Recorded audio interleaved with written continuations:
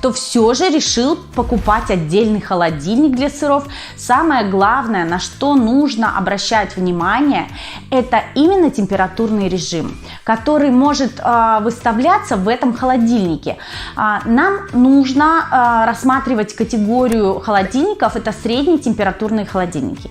Зачастую оборудование, в которых заявляется от 0 до плюс 10 градусов, могут выдавать и плюс 12, и плюс 14 градусов.